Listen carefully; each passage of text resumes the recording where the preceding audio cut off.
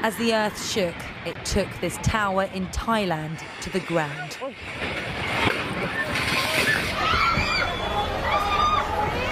Sending terrified workers and anyone passing by running for their lives. Huge plumes of dust filling the skies and seen from miles away. A rising number of construction workers are thought to be missing or dead.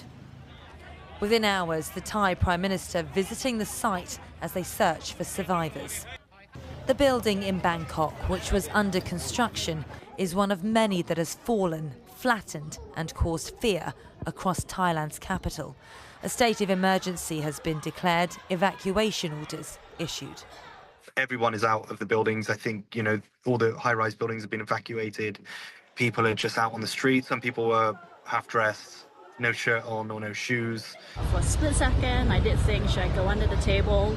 But then I thought, maybe not. I'll just take everything and run down the stairs, which is what I did. But the tremors felt by the earthquake in Thailand is hundreds of miles from Myanmar, the epicentre of the massive 7.7 earthquake. Information on the ground difficult to verify since a military coup there 4 years ago. But these pictures show a stream of the wounded on stretchers being treated in makeshift wards outside a hospital, covered in dust and blood. Authorities there calling for help. We want the international community to give humanitarian aid as soon as possible. At the Shui Pu Shing Mosque in Mandalay, a hurried hunt for human signs of life is at speed. The earthquake striking worshippers as they took part in Friday prayers. The monks of Myanmar in disbelief, devastated at the demolition of their precious pagodas at the hands of Mother Nature. Showing she isn't done yet, as they crouch for cover, praying the worst is over. As did terrified passengers too on the tarmac at an airport in Myanmar. Roads have buckled, cars swayed, and one of the main bridges in Myanmar has collapsed. Rescuers now face a long road ahead to find survivors, as authorities say it's inevitable the number of dead will rise. Sangeeta Kandola, ITV News. Well, we can talk now to Emma Niblett, who's in Bangkok with her husband and 2 children. I think they're all back in their hotel room now, but they were in a shopping centre when the earthquake struck. Emma, thank you so much for taking some time with us after what must have been a terrifying day. Tell us what you felt, first of all, and then what you had to do. Yeah, so we were on the top floor of the building and it just started to sway, very much not what you would think an earthquake would feel like. 2 ladies in front of us grabbed each other and started to pray.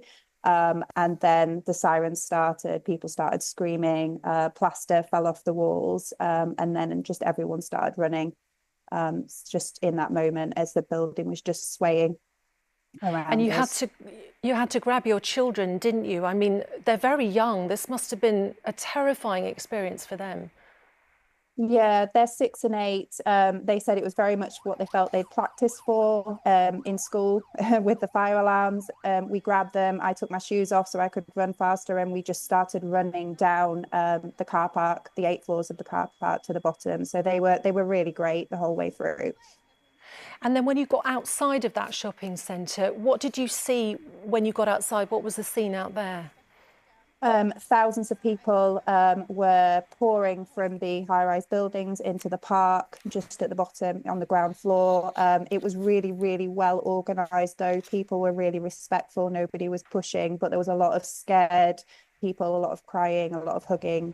And it was just gridlock. You really just couldn't move anywhere once you got into that central spot. And back in your hotel room now, it's evening for you, isn't it? Are you concerned about aftershocks as you try to go to sleep tonight? Yeah, we are just sort of holding down here. We've checked the escape routes and what we need to do in the hotel if anything does happen, so we know how to get out, etc. So we're just keeping aware and staying in one place now. OK, a nervy night ahead, perhaps. Emma, do stay safe with your family. Thank you very much for speaking to us. Thank you.